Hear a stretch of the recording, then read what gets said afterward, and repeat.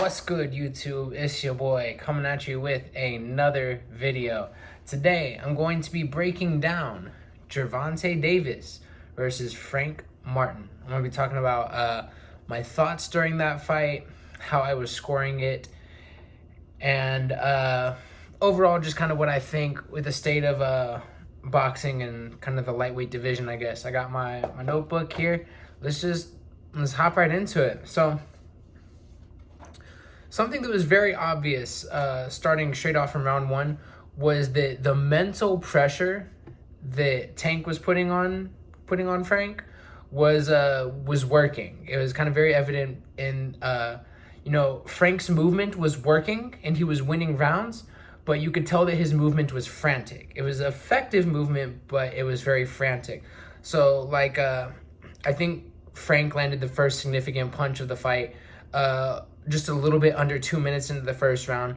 And, overall, he was more effective, but he wasn't super effective. He was more effective than Tank, but you could tell that, nothing was deterring Tank, and he was able to kind of keep that mental pressure going. And so Tank didn't really land a lot in the opening rounds. We saw that he was landing a much higher percentage, but volume-wise, he just wasn't throwing very much and therefore wasn't landing very much.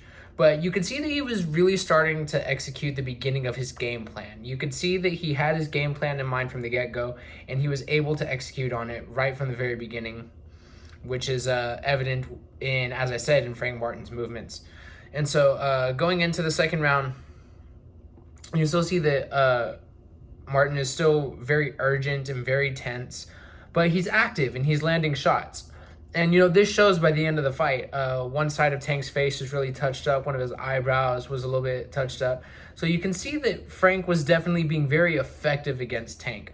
I don't recall a time where we've seen Tank look touched up. We've seen people land on him, but I don't think we've ever seen him, really marked up or touched up or anything.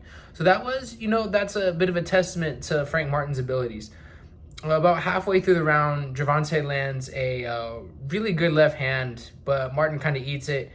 And then Tank also has a good counter about another 45 seconds later. And, you can kind of see Martin panic. He's doing good work. He's landing certain shots. But anytime that Tank is able to get off on him, you can see kind of this frantic movement get reignited in Martin. And that's a word you're probably going to hear me, you've already heard me use it a lot, but you'll probably hear me use a lot throughout the description of this fight is, frantic and urgent. And, we'll kind of talk about this as we get towards the end of the fight. But I know something Martin said in the post-fight interviews was that he wasn't tiring out necessarily, more he was trying to find a spot where he could relax and look for an opening and look for a shot without having to be so frantic for his with his legs. And I think if we kind of read between the lines with what he's saying there, is that he knows that he can't keep doing this game all night because either A, Tank will eventually catch up to him on his own, or B, Martin will tire out and then Frank will be able to capitalize on that. So Martin knew that he was working a good game plan, but he knew he needed to find something else that could work as well.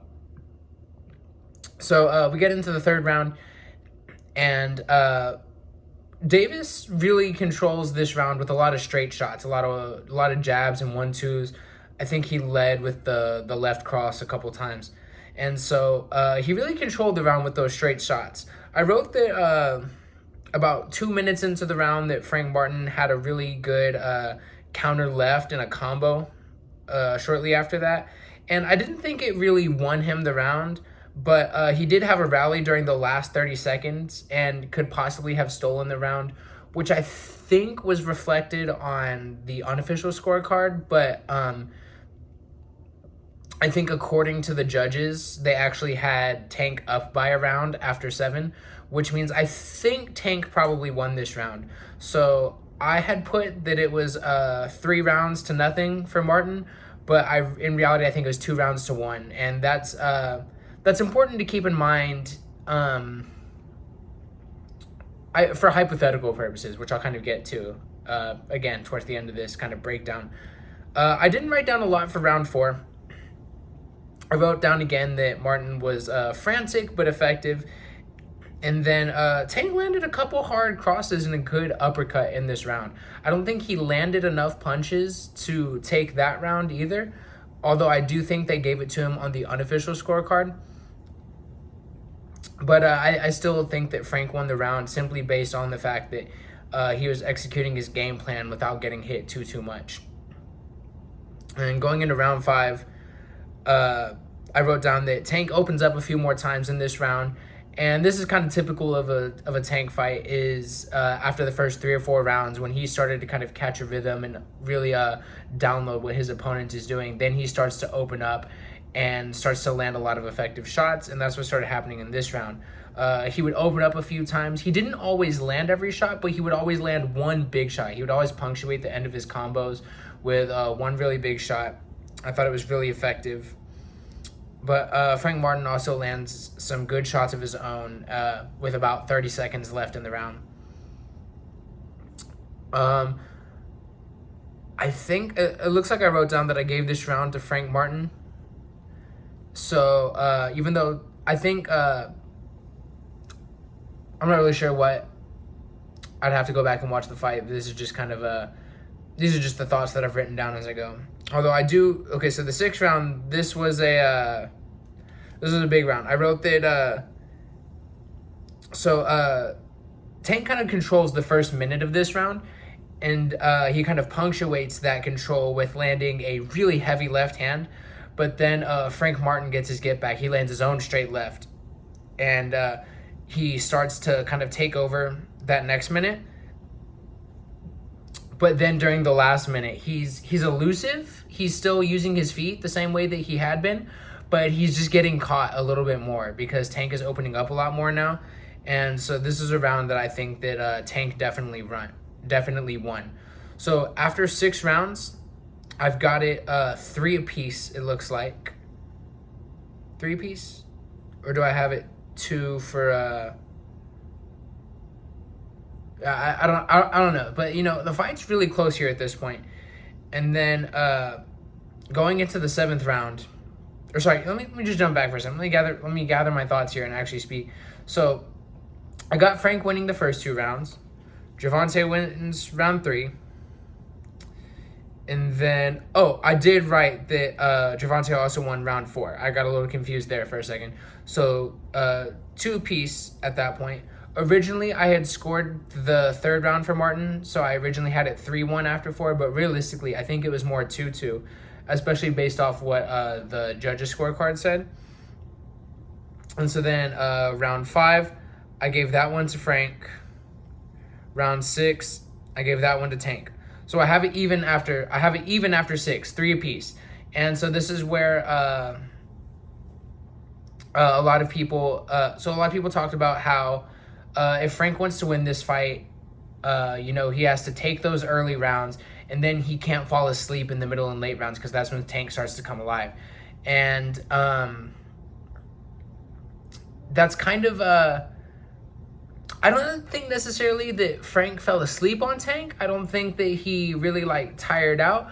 But I think he focused in too much on needing something else. And I think that's a kind of a special thing that Tank did last night, was he didn't lull Frank to sleep by giving him a false sense of security. Rather, he pulled Frank to sleep by just being undeterrable, being very relentless. Because as I mentioned in round 1, you can see that Gervonta is starting to execute the start of his game plan. He's putting on a lot of mental pressure on Frank.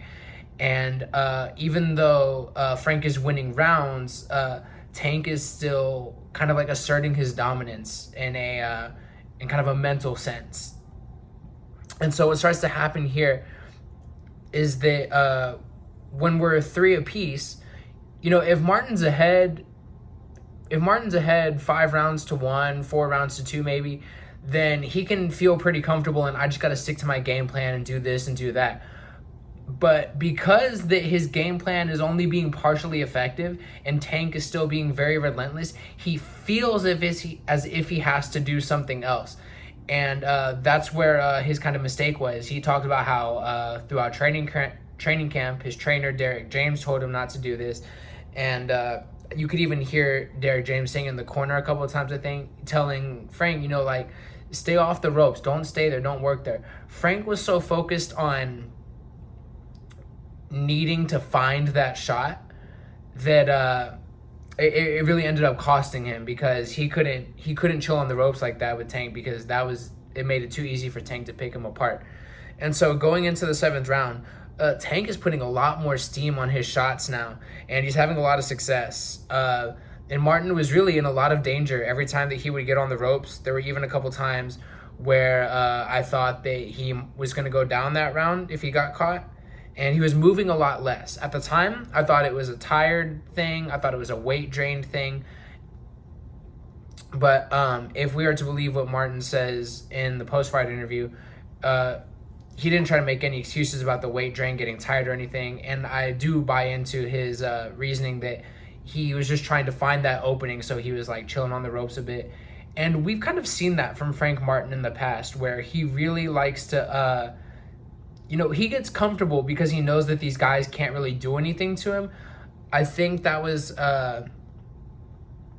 kind of his kryptonite in his last fight about a year ago.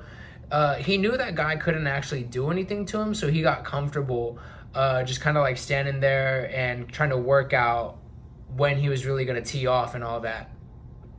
And then even in the Rivera fight before that, we see all of Frank Martin give up a couple of rounds, not because he was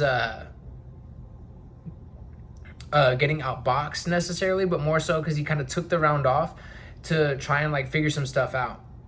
And so I think if he had done that last night, I don't think Tank gets to tee off on him in that 7th round. I don't think Tank gains as much momentum as he has over the course of the last 2 rounds. Before the 7th, I mean. So in rounds 5 and 6, I think Tank picks up less steam if Martin doesn't slow down. And I think in the 7th, Frank Martin possibly makes it to the end of the fight if he doesn't take all this time to try and find that opening and rather wait for that opening to just present itself. But of course, this does lead us into the 8th round. Martin's kind of like taking a little bit of a beating at this point, especially in that last round. And I wrote that he was controlling most of the first minute, but he ultimately gets on the ropes again, and Gervonta keeps him there, and that's where he stuns him with the uppercut and then lands like the straight or the hook right after that and sparked him out. And that's kind of the story of this fight, was the mental pressure that Tank was putting on really is what ends up setting up this shot. Because, again, if Frank Martin is to be believed about what he said with trying to, sit on the ropes and find that shot, that relentless pressure that Tank is putting on, even when he's not throwing punches, is forcing Martin to reconsider, is my strategy even working? And, his strategy was winning him rounds. It won him probably on a lot of people's cards. They had him pretty far ahead after 5, I want to say. I think a lot of people had it 4 rounds to 1, even though I think the judges would have only had it 3-2, still very close. I think that if Frank was confident in his game plan and had stuck to it despite what he was seeing from Gervonta, I think he could have done okay. But and that is kind of the big factor in this fight, I think, is Tank's experience is what allowed him to do this to Frank Martin, to really dismantle him like that. A big story leading up to the fight was that, Frank started late, didn't have as much experience, but people were trying to say, he maybe doesn't have as much experience, but he still appears to have a mind for it. He doesn't go back, or the way I heard it described on Sean Porter's The Porter Way podcast that I think really resonated with me, was that Frank doesn't go back to his corner saying, all right, coach, what do you see? He goes back to his corner saying, I see this, coach. What do I do now? And so Frank really seems to have a mind for boxing despite starting late. And I think a lot of people thought that was going to be able to outdo the experience gap there. But really what we see, from experience here. It has nothing to do with the lights getting to Frank, nothing to do with you know, the fans and all that. I think it has everything to do with the experience to be able to recognize when you have a game plan and how it works and how to stay the course. Because I think Tank did that perfectly. From round one, he was putting mental pressure and a little bit of physical pressure on Frank, even without throwing the punches, and forcing Frank to have to move a lot. And we saw that eventually catch up to Frank and led Tank to be able to land a huge shot on Frank, versus Frank Martin, who has this good game plan that is working. Like I said, if you look at Tank's face, he was getting touched up a lot. And so Frank kind of lost faith in his game plan, I feel like. And that's why he was trying to look for that something extra. That's why he was trying to chill on the ropes and see if he can find that shot that could turn things around a little bit. He didn't need to turn things around. He needed to be very disciplined and stick to his game plan, like hardcore. Because I think even on the rounds that he lost, like if we look at, I think I gave Tank round 3, 5, and 6. I think I gave Tank those 3 rounds. Those could have been a lot closer if Frank had been a little more, you know, in tune with his game plan instead of trying to find his shot along the ropes and stuff like that. Because that's ultimately when he was getting caught, when he was staying on the ropes. And so if Frank says, forget the ropes, I'm gonna stay off there, I'm gonna come over here and I'm gonna stick to my game plan, I think he wins those rounds that he actually kind of gave up. And I think that he possibly makes it to the end of the fight, maybe takes like a 7-5 decision, or worst case scenario, maybe a draw at some point. But hey, you know, live and learn. I said that I had more thoughts, but I think I'll save those thoughts for another video just because this video is already getting long. I've been kind of talking in circles, so I'll save my other thoughts for another video. I hope you guys enjoyed this one. Be sure to leave a thumbs up on this video. Be sure to leave a comment about what you thought about the fight. Anything I've said that you disagree with or that you want to also put into consideration, go ahead and bring that up. And make sure you subscribe so that you don't miss a video. And I'll catch y'all in the next one. Have a great day.